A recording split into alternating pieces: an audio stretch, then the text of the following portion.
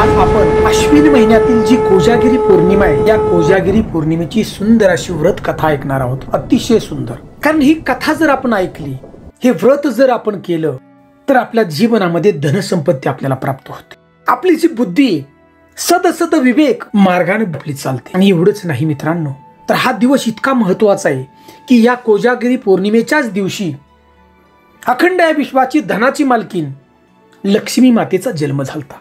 कोजागिरी पौर्णिमेच्या दिवशी एवढंच नाही तर प्रत्यक्षात भगवान श्रीकृष्ण गीतेमधून सांगतात की कोजागिरी पौर्णिमेचं हे जे व्रत आहे हे फक्त संयमी व्यक्तीच करू शकतो।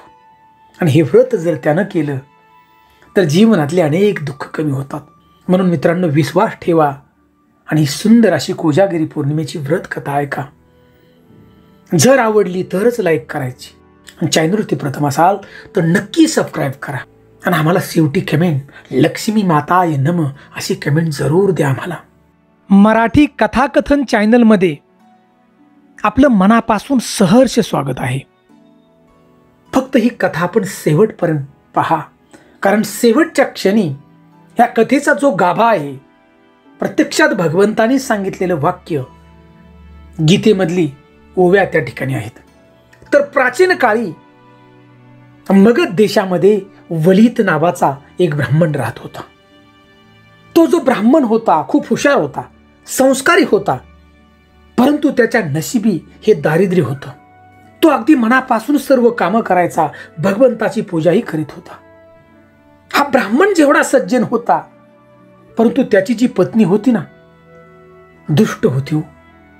विचार तिचं वाईट होतं। तिला आपण दरिद्री आहोत या गोष्टीचा नेहमी दुःख होत असे।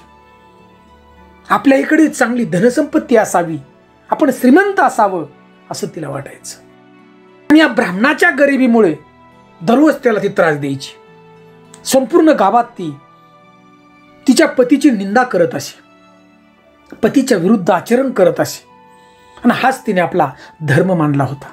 अहो एवढंच नाही, तर पैशाच्या हव्यासापोटी त्या आपल्या पतीला चोरी करण्यासाठी प्रोत्साहन देत असे। चोरी करा म्हणायचे, मला आणून द्या पैसे।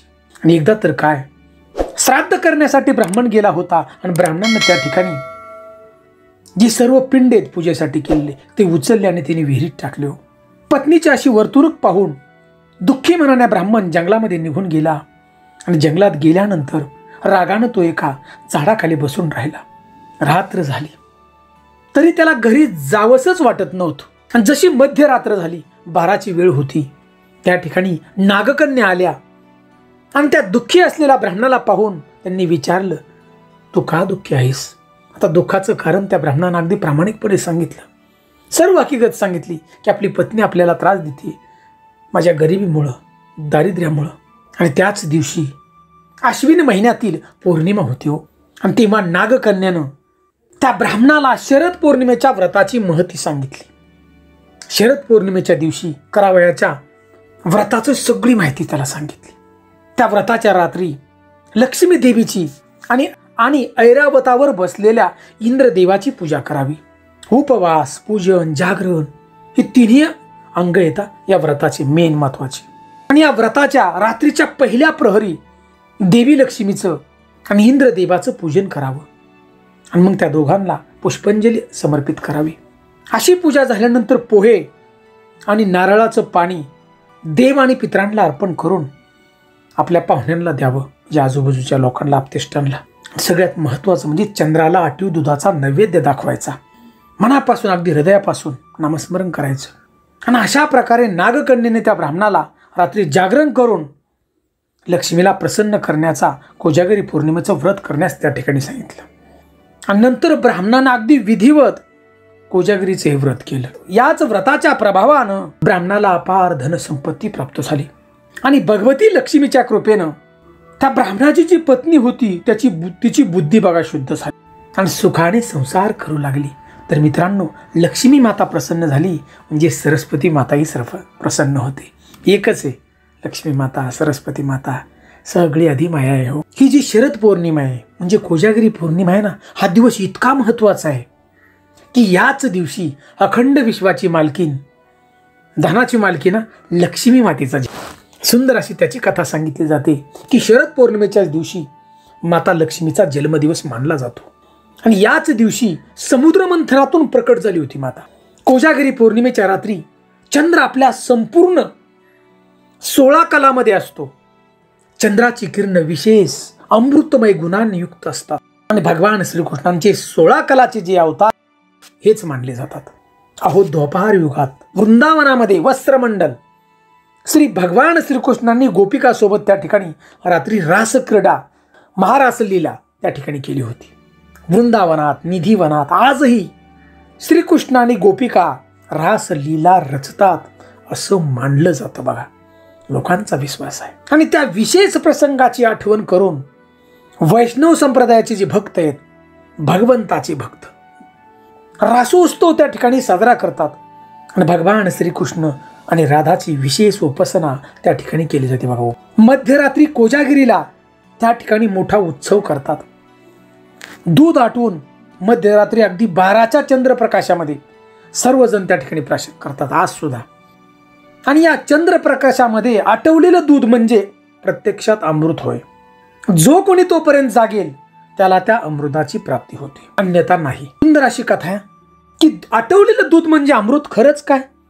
तर या ठिकाणी बघा, 12 वाजता अश्विनी अप्सरा येऊन विचारतात की जागृती असं म्हणजे कोण कोण जागतंय, आणि जो जागा असेल त्याला त्या ठिकाणी ते अमृत दिलं जातं.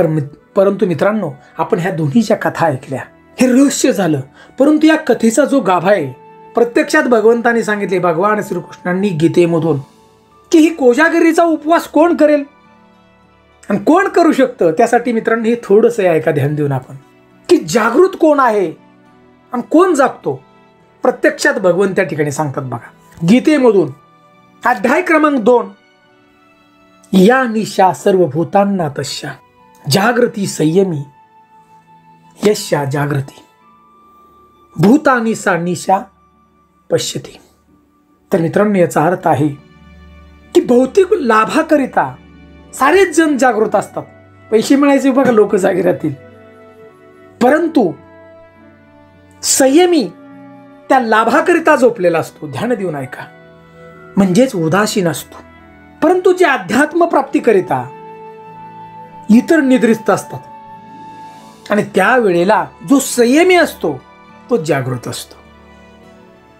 म्हणूनच कोण जागतो तर मित्रांनो, संयमी असणारा जो साधक आहे तोच अमृत प्राप्त करू शकतो. म्हणजे जो संयमी आहे, ज्याचा अध्यात्मावरती विश्वास आहे, ज्याचा भगवंतावरती विश्वास आहे, ज्याचा निसर्गावरती विश्वास आहे, ती लोक कोजागिरी पौर्णिमेचं व्रत म्हणजे आपल्या जीवनामध्ये सफल होतात. तर मित्रांनो, सुंदर अशी ही संसाराची जी नौका आहे, या मायेच्या भवसागरातून जर पार करायची असेल तर भगवंताची भक्ती आणि या भक्तीचे नाव करूनच हा संसार रूपी जो सागर आहे आपला, हा सागर आपण पार करू शकतो.